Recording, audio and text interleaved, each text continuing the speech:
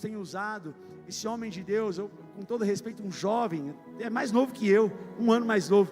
Deus tem usado ele no Brasil, Deus tem levantado a voz dele no Brasil, Deus tem usado ele como um plantador de igreja, Deus tem dado uma graça para ele para isso. Ele vai plantar uma igreja que Deus tem dado ao coração dele, e eu queria que você recebesse com muito aplauso o pastor Lucas Paulo. Vem aqui para cá, querido.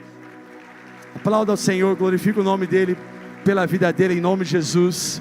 Glória a Deus. Seja muito bem-vindo à igreja.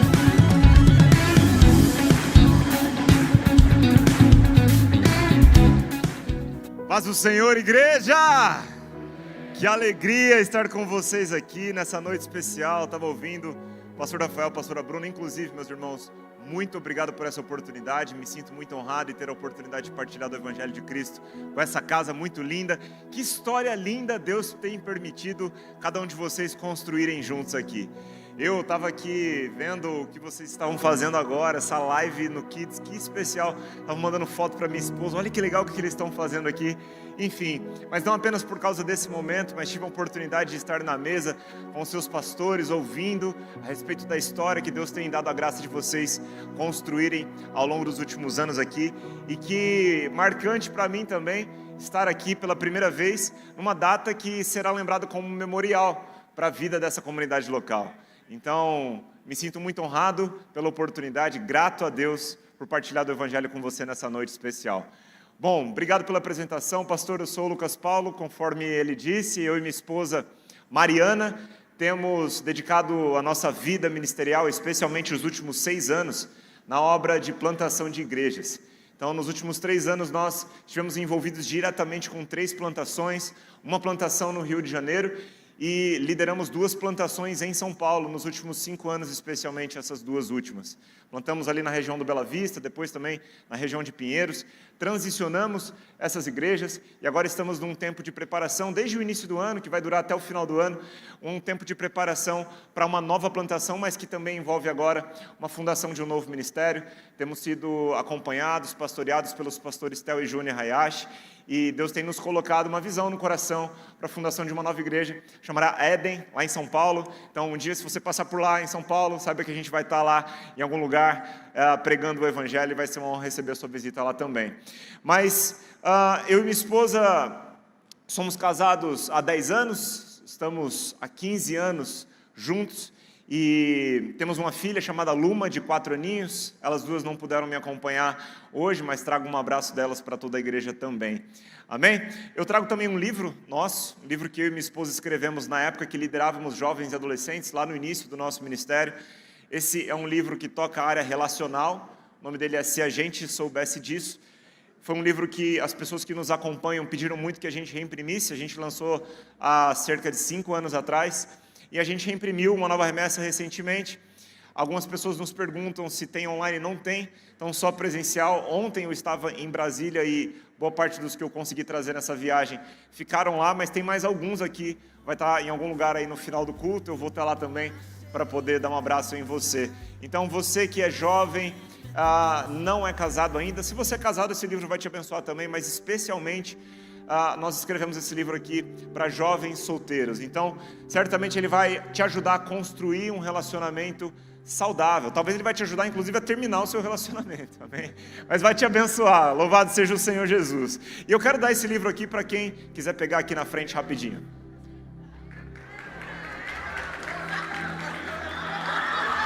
Foi de Deus. Opa! Opa!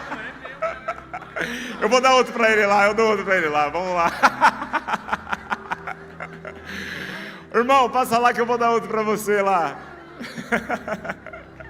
Por favor. Glória a Deus. Meus irmãos, eu quero partilhar do Evangelho de Jesus com você. Quero convidar você para pegar a sua Bíblia. Quem trouxe a Bíblia aí, dá um glória a Deus. Eu me sinto honrado de poder partilhar o Evangelho com tantas pessoas nessa igreja linda, assim como também louvo ao Senhor pela oportunidade de ter passado nos últimos anos em vários lugares do Brasil e estar presenciando a Igreja de Jesus em uma franca expansão. Eu não sei se você se dá conta disso, mas de fato a gente está vivendo um momento único na igreja brasileira. Deus tem nos dado a oportunidade de participar de um tempo da história muito único e muito especial, irmãos.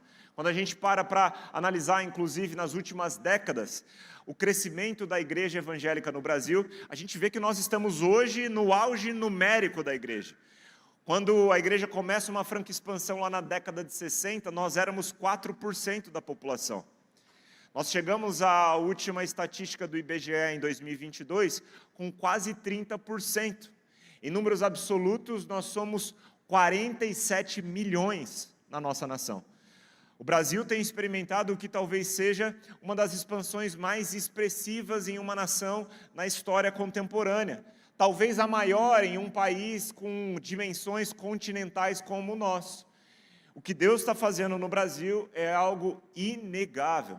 Tendo tido a oportunidade de estar no Descende recentemente, eu estava no estádio de Curitiba e eu tive uma oportunidade de liderar um momento de oração no palco, e quando eu subi, eu vi aquele mar de 50 mil pessoas e me dei conta de que ao mesmo tempo existiam outros estádios com mais dezenas de milhares de pessoas reunidas nesse mesmo propósito de dedicarem sua vida a Cristo Jesus. Eu me dei conta de que, de fato, nós temos uma responsabilidade de corresponder ao fato de que Deus tem nos chamado para esse tempo de uma forma muito única.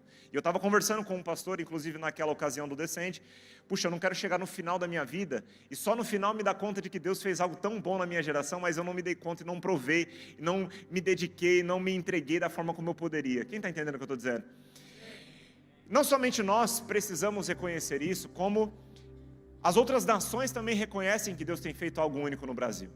Tendo tido a oportunidade, alguns anos atrás, de estar em Liverpool, na Inglaterra, eu e minha esposa estávamos andando pelas ruas e vi um senhor pregando o evangelho numa praça. E aquela cena me chamou muita atenção, porque era um senhor de idade pregando o evangelho, e era uma cena rara para mim naquela viagem.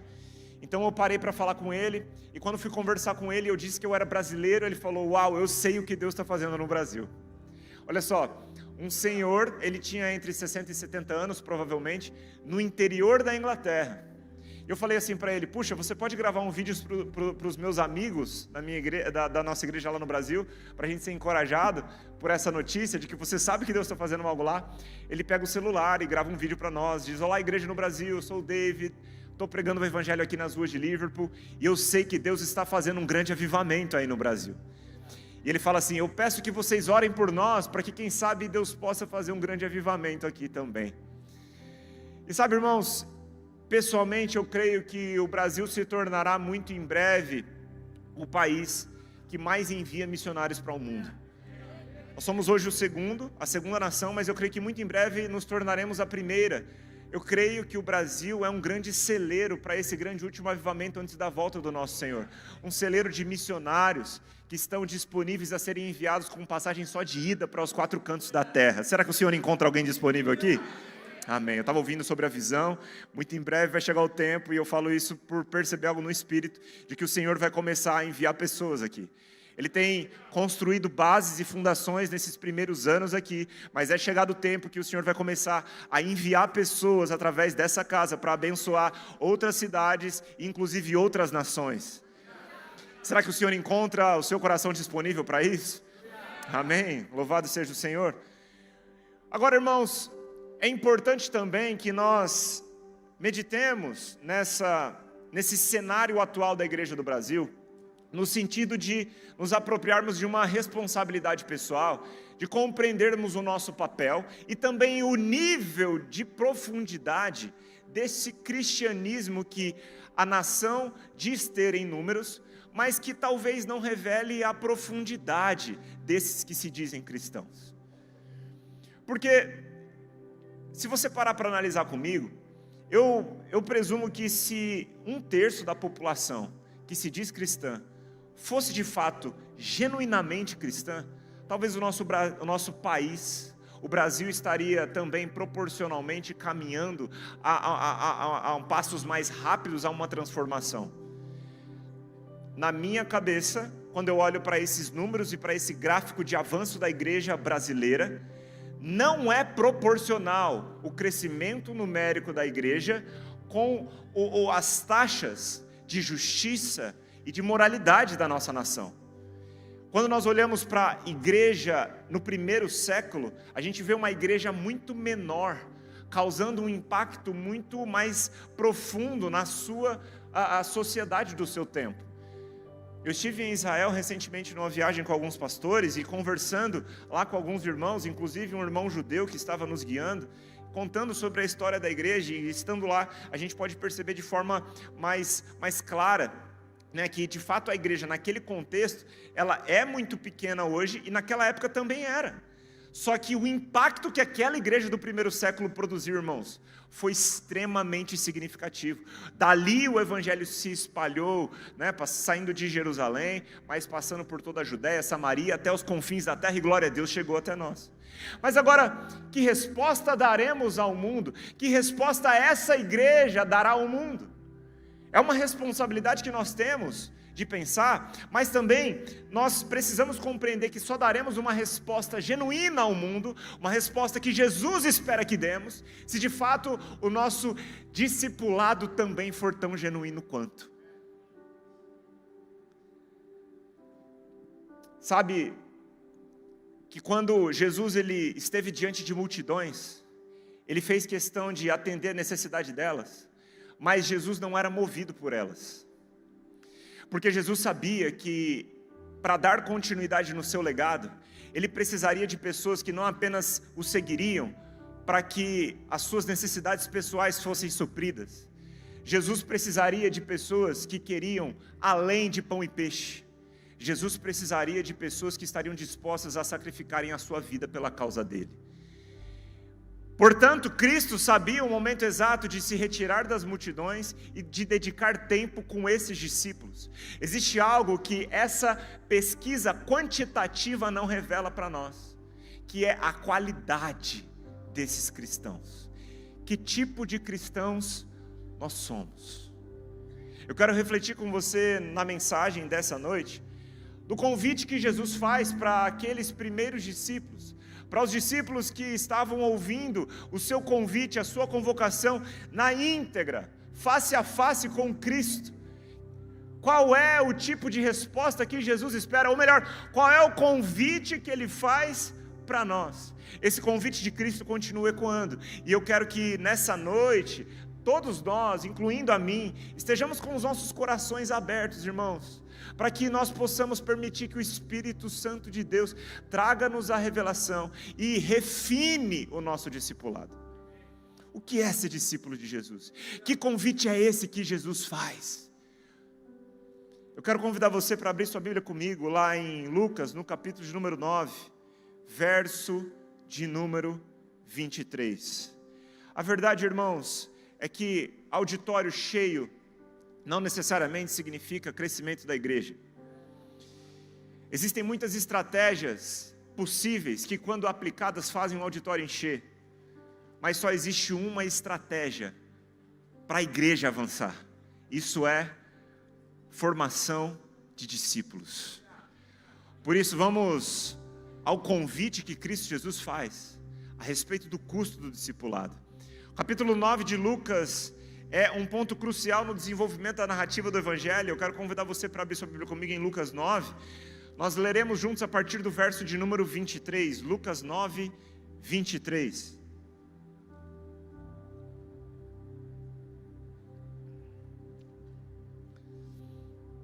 Apenas um enredo para você desse capítulo. Jesus envia 12 discípulos com autoridade para expulsar demônios e curar enfermidades. Jesus multiplica pães e peixes pela primeira vez. Pedro declara sua fé e Jesus se autodeclara como o edificador da igreja. Jesus prediz a sua morte. E então a gente chega ao verso de número 23, com o ensino sobre o custo do discipulado. Repita comigo: o custo do discipulado. Jesus vai deixar muito claro, de forma categórica, qual é o custo para segui-lo. E sim, irmãos, existe um custo para seguir Jesus. Custo esse que, ao pagarmos, não nos disponibiliza algo que Jesus já não tenha nos disponibilizado na cruz do Calvário. A mesa está posta para nós, irmãos. Agora, isso não significa que não existam renúncias a serem feitas para aqueles que olharam para o Cristo e disseram: eu quero seguir você. Lucas, no capítulo de número 9, verso de número 23, Jesus se dirige a uma multidão e diz: se alguém quer ser meu seguidor, Negue a si mesmo, tome diariamente a sua cruz e siga-me. Se tentar se apegar à sua vida, a perderá, mas se abrir mão da sua vida por minha causa, a salvará. Que vantagem há em ganhar o mundo inteiro, mas perder ou destruir a própria vida? Feche seus olhos por um momento, curva a sua cabeça em sinal de reverência à palavra, oremos juntos. Espírito Santo de Deus, nós clamamos para que, mediante a sua presença, o Senhor traga-nos a inspiração desse texto, traga-nos a revelação da sua palavra, a palavra essa que é lâmpada para os nossos pés, que é luz para os nossos caminhos. Então, Pai, nós pedimos que ela cumpra o seu propósito em nossos corações nessa noite. Nós queremos que a sua palavra é lâmpada para os nossos pés, é luz para os nossos caminhos, é mais cortante do que uma espada de 2 gumes, capaz de dividir juntas e medulas, aquilo que é da alma daquilo que é do espírito. E nós cremos, Senhor, que enquanto debruçamos aqui o nosso coração na sua palavra, ela vai nos trazer refrigério, vai nos trazer vida, vai nos trazer luz. Assim nós oramos e entregamos esse momento de exposição a Ti, em nome de Jesus. Amém. Irmãos, eu quero chamar a sua atenção a respeito das 4 características que nós podemos identificar desse convite que Jesus está fazendo àquela multidão, naquele contexto, mas também a todos nós em 2026. Primeiramente, Jesus ele se dirige a uma multidão de pessoas, e é importante que a gente denote o fato de que Jesus diz a essa multidão: se alguém quer ser meu seguidor. Tem alguém aqui nessa noite? Jesus está dizendo para uma multidão: olha, se tem alguém aqui que quer me seguir, em outras palavras, Jesus está dando a opção de escolha para todas as pessoas que ali estavam. Isso significa que o seu convite é aberto a todos. Essa palavra alguém ali no original significa literalmente qualquer um que quiser. Então Jesus está abrindo o seu convite a todos os seus ouvintes. E onde quer que o evangelho genuíno de Cristo seja pregado, esse convite de Cristo continua sendo ecoado. Jesus está no seu ministério atravessando diferentes momentos, com diferentes pessoas. Ele fala com um fariseu, ele fala com um escriba, mestre da lei, ele fala com um publicano e pecador, e ele está diante de uma multidão novamente dizendo: se tem alguém aqui que quer me seguir, esse convite é para você. E Jesus mostra, não apenas com as suas palavras, mas com a sua própria vida, que de fato ele veio para todos. Jesus ele caminhou de forma submersa ao seu contexto social. Jesus sentou com gente que os religiosos do seu tempo jamais se assentariam. Ele mostrou que Deus o enviou para salvar ao mundo, ao ponto dele ter se assentado nas diferentes mesas do seu contexto, mesas essas que os religiosos do seu tempo não se assentariam e não aceitavam que Jesus se assentasse. Em vários momentos ele inclusive é questionado, os seus discípulos também são questionados: olha, o seu mestre, esse aí que está dizendo que vem de Deus, esse aí que está dizendo que é o Filho de Deus, esse Jesus aí, ele senta com pecadores, ele come com publicanos, que tipo de Deus é esse? E Jesus vem revelar um Deus que acolhe, que monta uma mesa, que propõe relacionamento. Jesus foi capaz de reunir na sua mesa, irmãos, um zelote e um publicano. Não sei se você compreende bem do contexto desses 2 grupos dentro da sociologia da nação de Israel naquele tempo, mas apenas para te dar um pano de fundo aqui. Naquele tempo, Israel era dominada pelo Império Romano, e parte da estratégia de dominação do Império Romano era usar do povo dominado pessoas para que eles pudessem cobrar impostos daquele próprio povo. Em outras palavras, eles usavam esse povo para trabalharem ao seu favor. Os judeus, estando dominados pelo Império Romano, estavam ali também com alguns vira-casacas em seu meio. Então é como um palmeirense virar corintiano. E dá tempo que esse ano a Libertadores é do Corinthians, amém? Falei alguma heresia aqui, pastor, ou não? Falei? É palmeirense? Amém. Mas você está entendendo comigo que para uma nação supernacionalista, como Israel é, um judeu que passou a servir o Império Romano era visto como um traidor. Porque Inclusive, eles eram vistos como pessoas que extorquiam o seu próprio povo, cobrando uma carga de impostos ainda além do que era devido para o seu próprio benefício. Então, um publicano era um judeu que estava servindo o Império Romano nesse tipo de serviço específico. Jesus, ele chama um homem chamado Mateus, um publicano, para caminhar com ele. Jesus, ele vai na casa de Zaqueu, que não apenas era publicano, mas era chefe dos publicanos. Senta na mesa de Zaqueu e transforma a vida dele. Mas na mesa de Jesus não só tem publicano, como também tem zelote. Simão, o zelote. Ele pertencia a um grupo revolucionário do primeiro século que trabalhava em prol da libertação da nação de Israel das garras do Império Romano. Eles militavam à espada por essa libertação, por isso o nome zelote, que faz referência ao zelo que eles tinham para trabalharem em favor da libertação de Israel.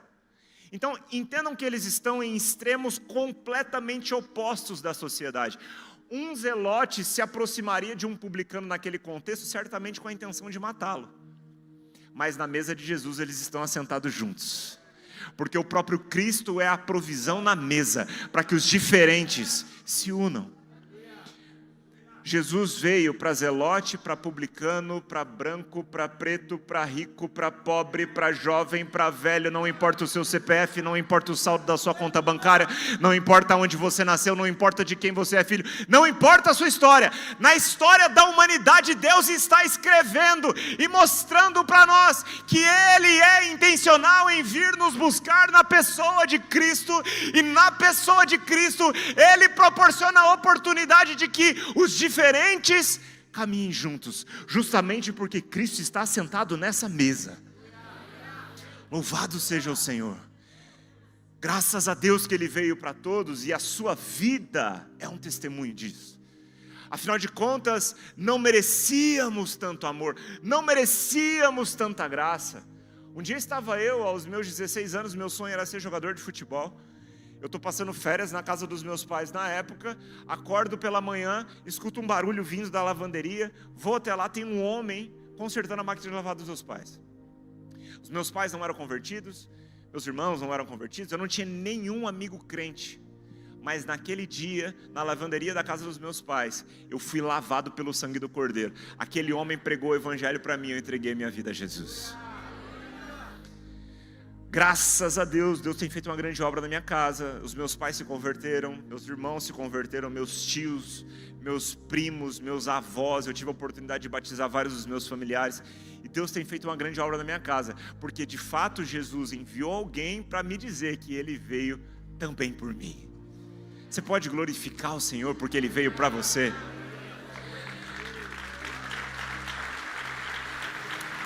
Louvado seja o Senhor. Não importa se você cresceu na igreja ou se hoje é o seu primeiro dia aqui, a mensagem é a mesma. Cristo Jesus veio por você. Ele te proporciona um lugar na mesa, na mesma mesa que se sentou um zelote e um publicano. Amém? Contudo, irmãos, o convite de Jesus está apenas começando. Primeiro ele está dizendo, se alguém quer ser meu seguidor, e ele abre essa oportunidade para todos, mas agora ele começa a trazer algumas características, algumas exigências desse convite, que na minha percepção, separam aqueles que são fãs, simpatizantes de Jesus, daqueles que de fato se tornariam seus discípulos. Muita gente vinha ver Jesus pregar, mas nem todo mundo tinha disposição para segui-lo. Isso porque o seu convite era extremamente radical, irmãos. Primeiramente, o convite dele é aberto a todos, mas na sequência Jesus começa a trazer então algumas exigências que continuam ecoando.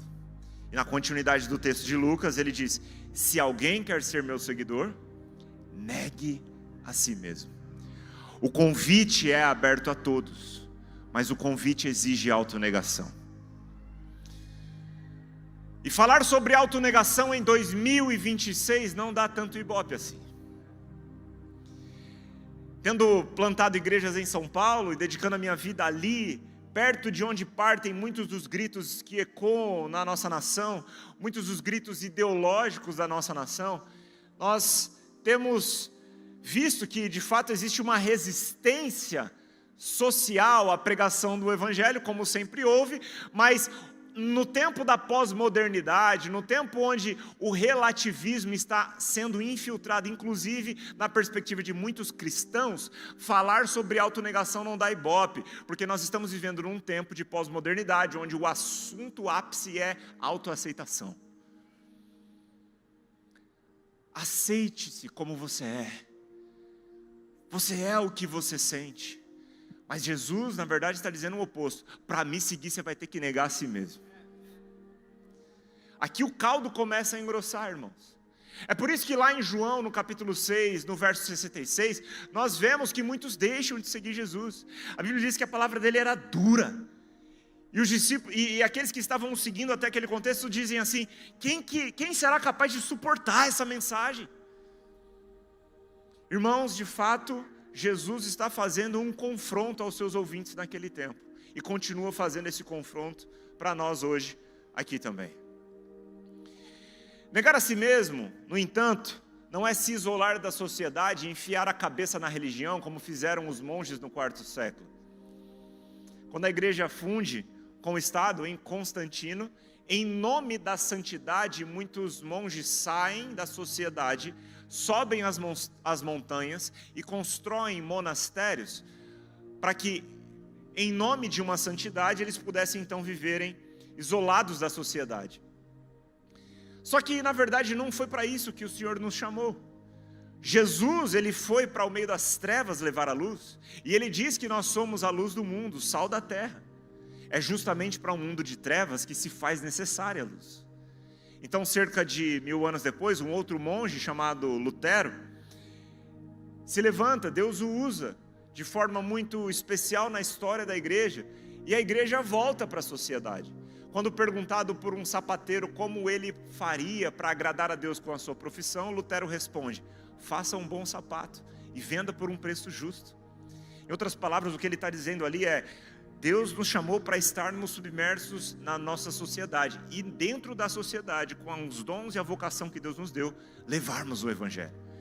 Então, quando nós falamos sobre autonegação, quando Jesus está falando sobre essa autonegação, Ele não está te chamando para enfiar a cabeça na religião e se isolar numa bolha, mas Ele está falando sim, sobre abrirmos mãos de tudo aquilo que não convém, não corrobora com a vontade dEle para a nossa vida. E para negar a si mesmo, irmãos, nós teremos que sair do nível do jardim da infância da vida cristã, que limita os seus passos, ou resume os seus passos a tudo aquilo que é ou não pecado. E aí muito crente fica tentando caminhar: mas isso aqui pode ou não pode? Isso aqui... Então tudo bem se você está começando a caminhar na fé agora. Está tudo bem você entender a doutrina do pecado, está tudo bem você entender o que é a hamartiologia, ok? É importante que você entenda o que é pecado, o que agrada a Deus, entende?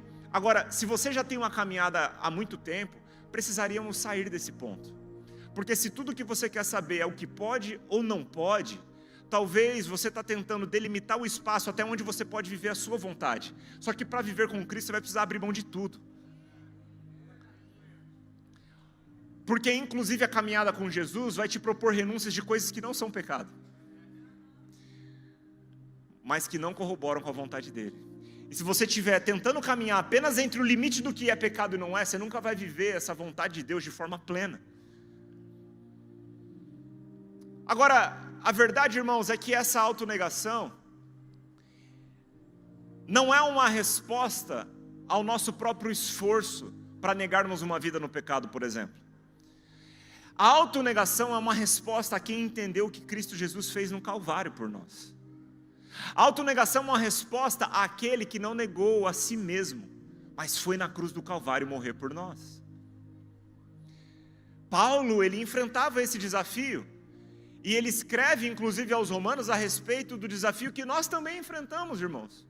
Porque nós somos salvos no Espírito, mas nós ainda temos uma alma. Os nossos hormônios também não se converteram. Ou sim? Claro que não. Se do dia que você aceitou Jesus, entregou sua vida a Ele, você tivesse os seus hormônios convertidos e nunca mais tivesse vontade de pecar, puxa, a vida ia ser mais fácil em muitos aspectos. Só que nós vivemos num tempo entre o já e o ainda não. É uma tensão entre viver pelo que se crê, enquanto se lida com o que se sente. Esse é o Evangelho, isso é caminhar com Jesus. Porque o nosso espírito está pronto, mas a nossa mente precisa ser renovada diariamente, como Paulo escreve aos Romanos no capítulo 12. O nosso corpo só será glorificado na volta do nosso Senhor. Então, irmãos, até o dia da volta de Jesus, até o dia do nosso encontro com Ele, será viver pelo que se crê, enquanto se lida com o que se sente. E esse era um desafio para Paulo também. Por isso ele escreve aos Romanos no capítulo de número 7, o seguinte: o bem que eu quero fazer eu não faço, o mal que eu não quero fazer, esse sim eu faço.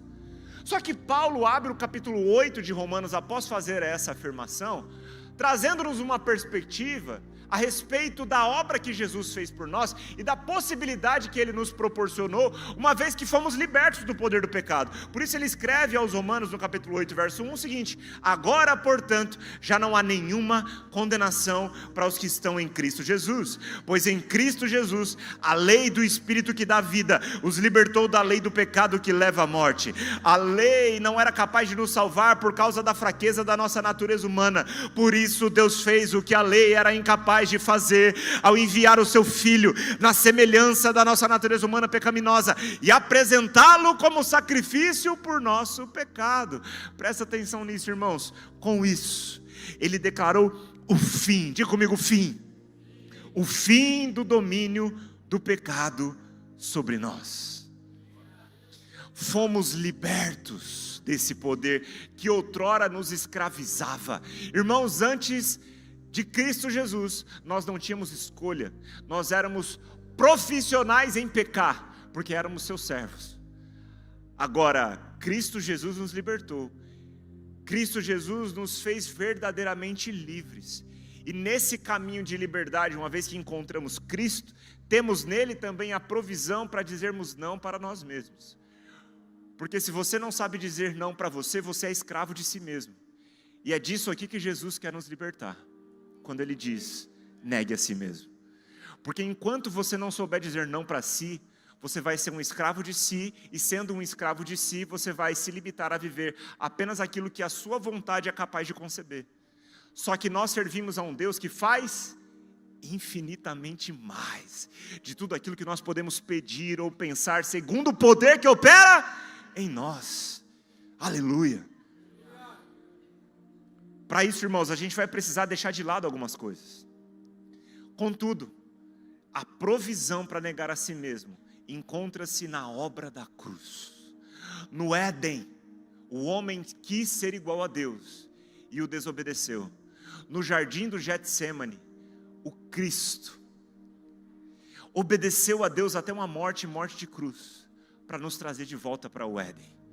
E nesse lugar de comunhão com Deus, nós encontramos nele um motivo de satisfação e contentamento que troca as nossas paixões, que molda a nossa perspectiva de vida e que nos capacita a dizermos não para esse corpo mortal que muitas vezes vai nos induzir a pecar, mas nós temos liberdade em Cristo de dizer não. Agora, tudo depende do quanto você desfruta dessa relação e do quanto você entende do que Jesus fez por você. Pensa comigo, irmãos. Jesus, no jardim do Getsêmani, Ele diz assim: Pai, se possível, passe de mim esse cálice, mas que não seja feita a minha, e sim a sua vontade. A obra que nos alcançou, a obra redentora de Cristo Jesus, passou pela autonegação do Filho. Jesus nega a sua vontade por um momento, para fazer a vontade do Pai.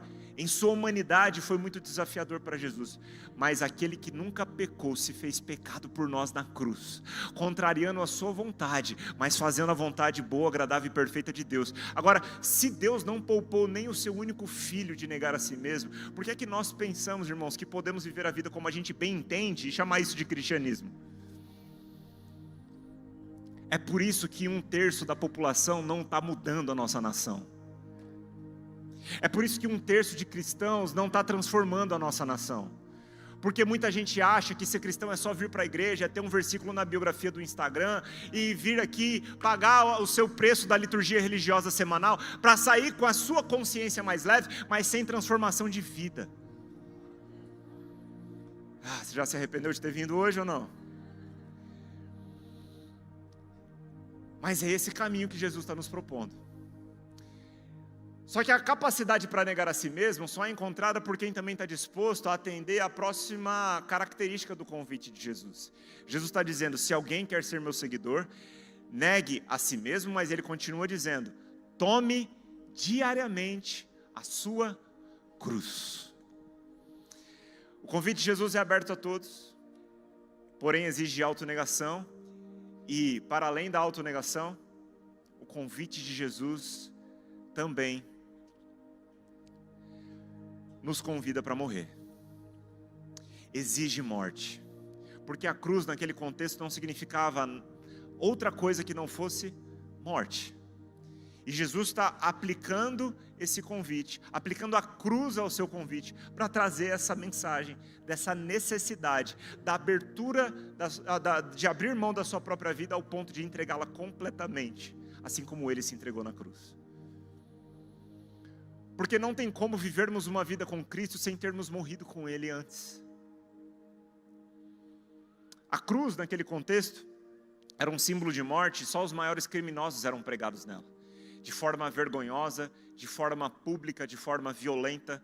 Tendo estado em Israel recentemente, eu fui no Gólgota, lugar onde Jesus foi crucificado, e na minha cabeça, eu pensava que o Gólgota era um lugar extremamente alto, no topo de uma montanha. Quem já pensou assim? Eu via nos retratos de alguns filmes, e para mim era uma montanha muito alta, que a gente ia subir para chegar lá. Mas quando eu chego, eu me surpreendo, porque não é um lugar alto assim. O lugar chamado Caveira, que tem uma caveira desenhada nas rochas, é mais ou menos dessa altura, o lugar da crucificação em relação à rua. Precisava ser próximo, porque para ser humilhante, todo mundo tem que ver. Então, Jesus e os bandidos crucificados aqui, e as pessoas passando e vendo aquela vergonha pública. E quando Jesus chama alguém para segui-lo, ele está falando, você vai ter que tomar a sua cruz diariamente. Irmãos, Jesus está trazendo uma exigência necessária para que a gente encontre a verdadeira vida. Quando ele diz, venham a mim para que tenham vida, em outras palavras, ele está dizendo que a vontade humana está morta para a verdadeira vida. A gente não consegue enxergar o que é vida sem o autor da vida. Somente pelas lentes que Cristo nos dá, nós podemos enxergar o que é vida. Então ele está dizendo, venham a mim para que tenham vida, só que Jesus foi na cruz por nós, e Ele espera que nos identifiquemos com o que Ele fez por nós. Para que provemos também do poder da ressurreição. O problema é que não é divertido morrer. Morrer envolve uma renúncia total e completa dos nossos planos. Morrer envolve uma entrega radical e sem medidas. A questão é que a gente quer entregar algo menor do que isso.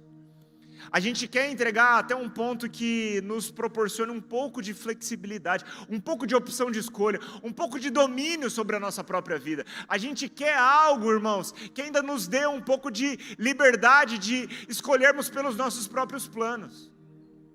Inclusive, eu presumo que essa é uma grande questão pela qual muitos vivem vidas dualísticas e fragmentadas. Você precisa morrer. Você ainda não se entregou completamente. Você precisa se entregar radicalmente para seguir a Cristo. Não dá para pensar que passar algumas horas no final de semana da igreja, irmãos, vai transformar a sua vida se você não está disposto a entregar cada segundo dela. Vamos falar a verdade? Vamos pensar junto comigo aqui, irmão. Seja muito sincero, não é tão difícil assim a gente passar algumas horas na igreja no final de semana. Difícil mesmo é a gente dar cada segundo da nossa vida. Não é tão difícil assim a gente dar o dízimo, a gente ser generoso na igreja, mas, irmãos, isso não vai fazer muita diferença se você não for capaz de dar o seu coração por completo, de forma radical e sem medidas. Porque o que Jesus quer fazer na sua vida não é melhorar a sua vida. Jesus não quer fazer uma reforma na sua vida. Jesus veio para te dar uma nova vida. O ser humano, ele não é suficiente ele ser melhorado. Ele precisa nascer de novo.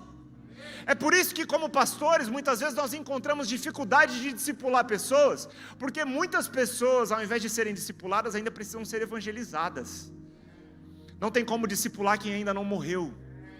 Discipulado é para nova criatura, discipulado é para quem nasceu de novo, discipulado é para quem foi crucificado com Cristo. É por isso que Paulo diz aos Gálatas: eu vivo nesse corpo terreno, pela fé no Filho de Deus, que me amou e se entregou por mim.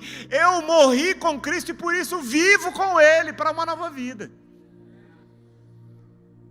Somente aqueles que estão dispostos a se entregarem radicalmente, completamente, podem viver uma nova vida com Cristo.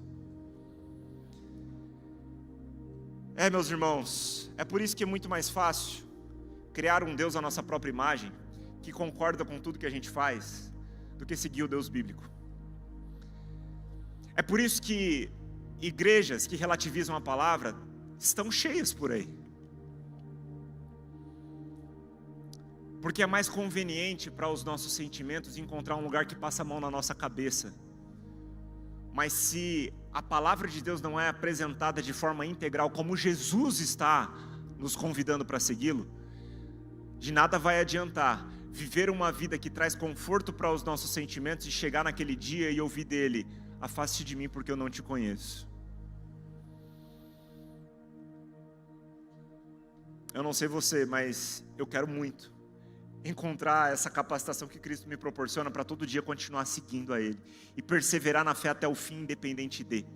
Porque somente se você de fato está disposto a renunciar toda a sua vida, todos os seus planos, e entregar tudo no altar do Senhor, você estará também disponível para viver a vontade boa, agradável e perfeita do Senhor para a sua vida. É por isso que os discípulos, naquele contexto do primeiro século, atravessaram perseguição e perseveraram. Não era o ministério que fazia os olhos deles brilharem. A promessa era de perseguição. A promessa é que eles seriam odiados. Pedro foi crucificado de cabeça para baixo. Paulo foi degolado. Essa é a realidade daqueles que ouviram esse convite. E se nós não tivermos a mesma disposição deveríamos questionar se a gente é crente mesmo. O ministério não tinha holofortes naquele tempo. Eles estavam dispostos a entregarem suas cabeças, porque eles viram Cristo e permaneceram com seus olhos fixos nele, e porque de Cristo emanava a beleza que eles não encontrariam em nada nessa terra, porque de Cristo emanava a provisão, a satisfação, o contentamento, a suficiência que nada nessa terra pode nos proporcionar. Somente quem morreu para si mesmo pode viver genuinamente para Cristo. Por isso aqueles irmãos perseveraram mesmo em meio a uma ferrenha perseguição. No tempo de Paulo, por exemplo, a gente olhando para a história, sabe que houve um grande incêndio em Roma. Naquela época os cristãos foram acusados desse incêndio. Os cristãos eram pendurados em postes e queimados vivos. Eles cobriam os cristãos com peles de animais e davam eles para serem devorados por animais ferozes. Faziam dos cristãos espetáculo público. Irmãos, no nosso contexto também existe uma perseguição ferrenha acontecendo em outros lugares. No nosso tempo. Não sei se você sabe o que está acontecendo na Nigéria, mas centenas de cristãos morreram esse mês na Nigéria. Em 2026 nós já passamos de 5.000 o número de mortos de cristãos, simplesmente por serem cristãos. E aí eu pergunto, lá eles estão enterrando suas famílias, sem negarem sua fé. E aqui a gente bate no peito para falar que somos 47 milhões a nação, mas será que a gente é crente mesmo? Porque a gente não vem no culto quando chove ou faz frio. A gente vai embora para casa triste quando o irmão não convida a gente para comer depois do culto. A gente muda de igreja porque a gente não se sentiu muito bem acolhido. Irmãos, eu não estou querendo menosprezar o seu sentimento, tá? Mas eu quero confrontar a sua fé nessa noite aqui. O problema é que, o problema talvez seja exatamente esse. A gente vem para a igreja procurando muito o que sentir. Os discípulos não estavam preocupados com isso não, irmãos. Eles entregaram suas cabeças. Eles estavam caminhando pelo que eles criam. Ainda que os seus sentimentos tivessem que se submeter. Você acha que Paulo não tinha sentimento? Ele tinha, mas ele submetia o seu sentimento à crença que ele tinha, de que em Cristo Jesus ele tinha tudo. Eu presumo que se nós enfrentássemos o tipo de perseguição que hoje está acontecendo na Nigéria, muitos devolveriam sua carteirinha de crente. Talvez a nossa fé não tenha calibre para suportar tal nível de perseguição, porque a gente busca um cristianismo em torno do nosso conforto. Só que Jesus olha para nós e está dizendo, se você quiser me seguir, você tem que negar a si mesmo, você tem que tomar a sua cruz diariamente. Em outras palavras, propondo para nós o caminho de vida que só Ele tem a nos oferecer. Ele está dizendo para mim e para você, morra antes de morrer, para que quando morrer, você não morra. Porque Ele está dizendo para mim e para você, se você abrir mão da sua vida por minha causa, você a salvará. Aqueles que tentam preservar a sua própria vida morrerão, mas aqueles que entregam a sua vida em prol da causa de Cristo, viverão eternamente. É por isso que aqueles que dedicaram a sua vida no altar, não têm medo da morte, porque sabem que a sua vida é eterna com o Senhor. Então, mais uma vez, louvado seja o Senhor. Então, mais uma vez, morra antes de morrer, para que quando morrer você não morra. Porque Jesus não deseja mantê-lo morto. Ele quer apenas matar o que está nos matando de viver a vida conforme Ele espera que a gente viva. Do outro lado da morte com Cristo existe uma ressurreição no terceiro dia. Ele está nos convocando para entregarmos a nossa vida, para provarmos do poder da ressurreição que emana do Calvário. Ele está nos convidando para tomarmos a nossa cruz, para termos a consciência, irmãos, de que não fomos nós que morremos nela no final do dia. A cruz não é um fardo pesado que me faz um crente deprimido. A cruz é um lembrete diário de que em Cristo Jesus Ele levou no Calvário a minha condenação, de que Ele me lavou, de que Ele me limpou, de que Ele me purificou, de que Ele me redimiu de uma vez por todas, de que Ele derramou o seu sangue, e o seu sangue cobre uma multidão de pecados. A cruz é um lembrete diário de que o meu problema foi resolvido. A cruz é um lembrete diário de que aquilo que o meu suor não podia comprar, uma gota do sangue de Jesus fez por mim. A cruz, sendo um lembrete de morte, é um sinal de vida. Mas essa vida é encontrada por aqueles que estão dispostos a entregarem a si mesmo, por completo, radicalmente, ao Senhor. Quem está entendendo, dá uma glória a Deus. Louvado seja o Senhor. Contudo, irmãos, o convite de Jesus não para por aí. E Ele continua dizendo, se alguém quer ser meu seguidor, negue a si mesmo, tome diariamente a sua cruz. Ou seja, o convite é aberto a todos, o convite exige autonegação, o convite exige morte, mas Jesus continua dizendo, siga-me. E essa é uma palavra muito simples. Você sabe o que é seguir alguém? E se você sabe o que é seguir alguém, você sabe que não tem como seguir alguém se você optar pelo seu próprio caminho, pelos seus próprios atalhos. Se você já seguiu alguém no trânsito, combinando com um amigo de ir para algum lugar específico, você sabe que se você pegar um atalho, talvez você o perca de vista. E se nós estamos seguindo Jesus, nós precisamos ter Ele adiante de nós, à vista dos nossos olhos. E o que eu estou falando é muito óbvio, mas não é tão óbvio assim na prática, porque muitos de nós dizemos que entregamos a nossa vida para Jesus no domingo, mas na segunda-feira a gente age como quem está dizendo para Jesus, Jesus, agora me siga, porque eu tenho muitos bons planos para você abençoar.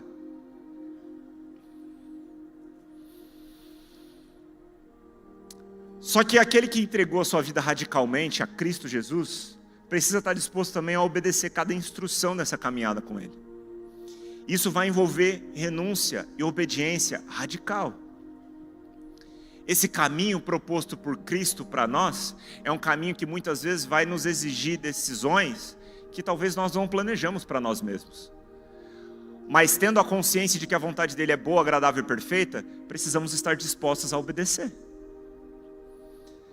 O problema é que aquilo que nós muitas vezes metrificamos como uma vida boa é pautada nas métricas terrenas. Aquilo que nós mensuramos ser bom, muitas vezes é limitado àquilo que nós entendemos ser bom pelo padrão mundano. Só que o bom para Paulo foi ele ser preso e ter a cabeça cortada. Esse Paulo escreveu sobre um Deus que tem uma vontade boa, agradável e perfeita. O bom para ele foi isso, ou você acha que Paulo não estava contente? Porque ele estava. Ele escreve sua segunda carta a Timóteo, o seu testamento, falando sobre o seu sofrimento, mas também falando que ele estava em Cristo. Esse mesmo Paulo escreve aos Filipenses, dizendo que ele aprendeu a viver contente em tudo. Esse Paulo escreve aos Filipenses, dizendo que ele, encorajando a igreja a se alegrar. Só que sabe onde ele estava? Na prisão. Eu fui numa prisão em que Paulo esteve, no pátio do palácio de férias do imperador Herodes, lá em Cesareia Marítima. Era uma prisão de custódia que Paulo esteve por alguns, talvez 2 anos, enquanto ele aguardava o julgamento em Roma. E Paulo passa aquele tempo ali. Alguns historiadores supõem que ele escreveu inclusive Filipenses ali. Existem mais relatos sobre Roma, mas o fato é que Paulo esteve ali numa prisão como aquela, um lugar escuro, um lugar úmido, mas também ao mesmo tempo quente, um lugar que não tinha beleza nenhuma. Paulo escreve aos Filipenses: alegrem-se no Senhor. Eu repito, ele diz, eu repito mais uma vez, alegrem-se. Os irmãos estavam enfrentando perseguição e precisavam de encorajamento. Paulo preso está escrevendo sobre alegria, porque Paulo estava perseverando mesmo estando preso, irmãos. Porque ele sabia que ele era livre. É por isso que Paulo e Silas na prisão cantam, e quando as algemas se quebram e as celas se abrem, eles não fogem, porque eles não estavam presos. Eles eram livres no Senhor. E nesse lugar de liberdade, que o homem não pode compreender, mas que Cristo dá-nos a oportunidade de ter a revelação, ele canta, ele louva e escreve aos Filipenses: tudo posso naquele que me fortalece. Ele escreve, inclusive, que ele aprendeu a viver contente no muito e também no pouco. Porque Paulo entendeu que o contentamento dele não viria do muito e nem do pouco, mas de Cristo.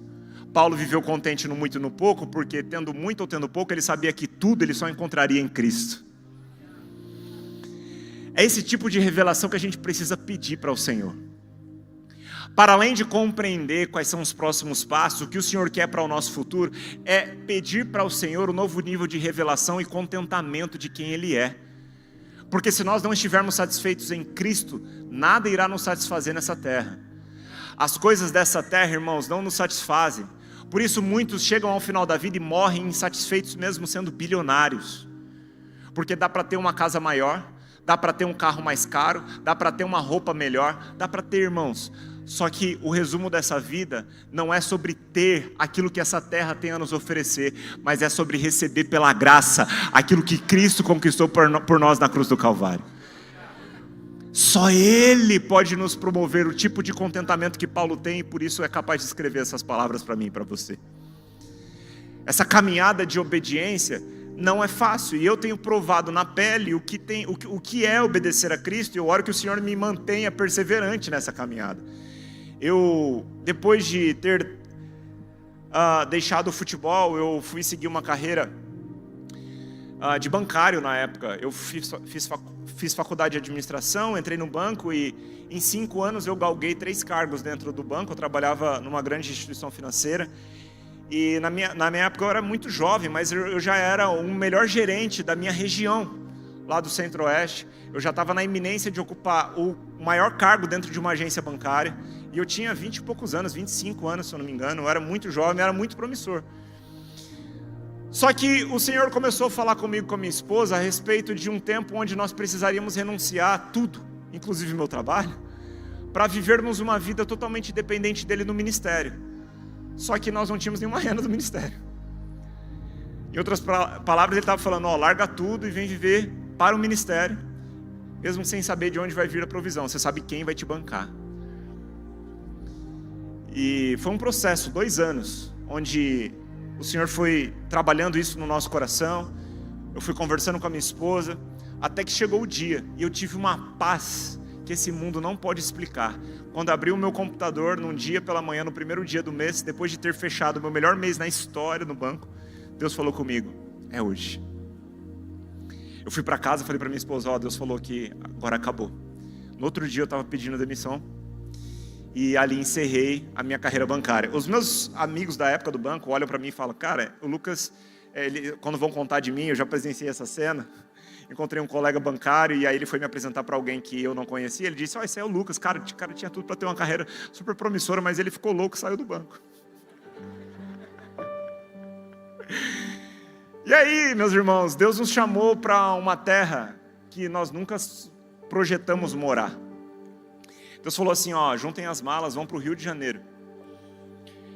Se conectem a essa igreja, se coloquem à disposição para servir, sem nenhum tipo de combinado, tá? Chegamos lá para sermos voluntários. Na época eu falei com a minha esposa assim, você está disposta a andar de bicicleta? Porque eu vou sair do banco, a gente vai ter que vender o carro. Ela falou, eu topo. Eu falei, casei com a mulher certa. Bonita e crente. E aí, irmãos, a gente entrou nessa fase da nossa vida. Eu vendi meu carro, fomos para o Rio de Janeiro.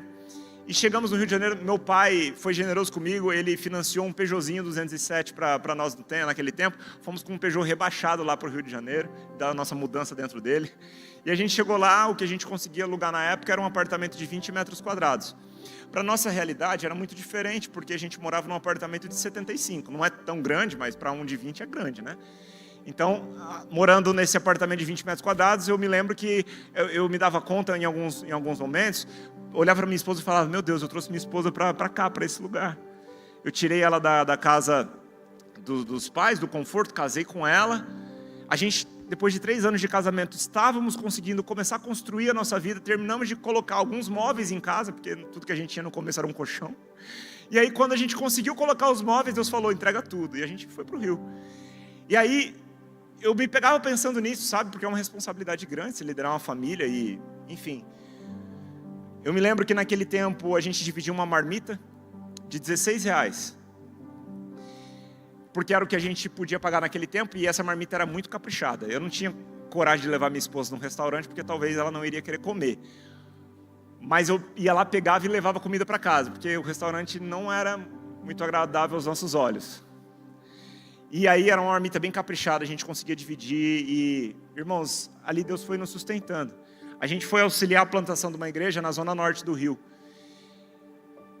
Alguém conhece o Rio de Janeiro? Você sabe que o Rio tem muitos lugares perigosos, né? E dentro da cidade do Rio tem pedágio. Pedágio, se eu não me engano, era 4 e pouco na linha amarela naquela época. Eu me lembro que a gente optava pelo lugar mais perigoso, mais longo, mais demorado, para não pagar o pedágio. Porque ao longo do mês isso fazia muita diferença. Eu me lembro que a minha mãe me ligava. Ela falava, filho, tá tudo bem? E aí, tipo assim, é isso mesmo? Em outras palavras, ela estava tentando ouvir de nós. E eu lembro-me de ouvir as palavras da minha mãe e responder para ela, mãe, tá tudo bem. Porque de fato, no meu espírito, irmãos, eu tinha convicção de que estávamos num caminho de obediência. Na minha mão e na minha conta bancária, talvez eu não tinha tudo que eu queria. Eu nem cortava o cabelo na barbearia na época. Eu comprei uma máquina, eu raspava a cabeça em casa porque eu não tinha dinheiro para cortar o cabelo na barbearia. Eu mesmo dava um jeito na minha barba. Quando eu olho para as minhas fotos naquela época, eu falo misericórdia. Eu estava magrinho, careca, na minha pior versão. A minha esposa perseverou comigo nesse tempo. Minha esposa é crente. Uma próxima vez ela tem que vir aqui comigo. E eu falava para minha mãe, mãe, tá tudo bem. Dentro de mim eu tinha certeza de que, embora talvez eu não tinha tudo o que eu quisesse, eu tinha o que eu precisava. E Cristo Jesus não só foi suficiente naquele tempo, mas tem sido ainda hoje. E eu preciso me lembrar dessa mensagem para ser renovado no entendimento de que se eu tenho Cristo, eu tenho tudo. Eu preciso disso. Porque hoje, como pai, minha filha nasceu no campo missionário, eu preciso continuar tomando decisões de renúncia. Os pais da minha esposa faleceram, eu só tenho os meus pais vivos, né, para minha filha. Então os meus pais são os únicos avós que a minha filha tem. E muitas vezes eu me pego pensando, puxa, se eu morasse na minha cidade natal, poderia proporcionar uma vida melhor para ela, porque o custo de vida é bem mais baixo quando comparado a São Paulo. Eu poderia dar a presença dos meus pais para ela. Os meus pais são... ela é a primeira neta dos meus pais, então você já imagina, né? E recentemente a gente estava numa das despedidas da família e minha filha tem começado a compreender melhor o que são os laços fraternais, né? E numa dessas despedidas, a minha esposa e minha mãe começaram a chorar, como sempre, e elas se abraçaram. Minha filha abraçou a perna da minha mãe e ela olhou para mim assim, procurou os meus olhos, eu estava na sala com as malas. E ela não disse nada, mas no olhar dela, ela estava perguntando, papai, por que isso está acontecendo?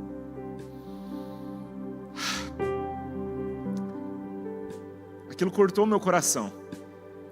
Mas eu respirei fundo e com o meu olhar eu tentei responder para ela, filha, um dia você vai entender. E sabe, irmãos, eu tenho sido encorajado pelo Senhor a perseverar, porque mais vale para minha filha eu deixar um legado do que uma herança. Entenda que quando eu digo legado, quando comparado à herança, eu estou querendo dizer que herança é tudo aquilo que eu posso oferecer para ela, mas que ficará aqui nessa terra. E não é pecado, não é mal algum você desejar o melhor para os seus filhos. Que pai que não deseja o melhor para os seus filhos? A questão é que a Luma não é o meu Deus. Então não é ela que determina o caminho da minha família. E enquanto eu ouço a voz do meu Senhor e caminho debaixo de obediência aos passos que Ele tem nos encorajado a dar, eu estou deixando para ela algo mais valioso do que uma herança terrena. Eu estou deixando um legado, uma marca no coração dela.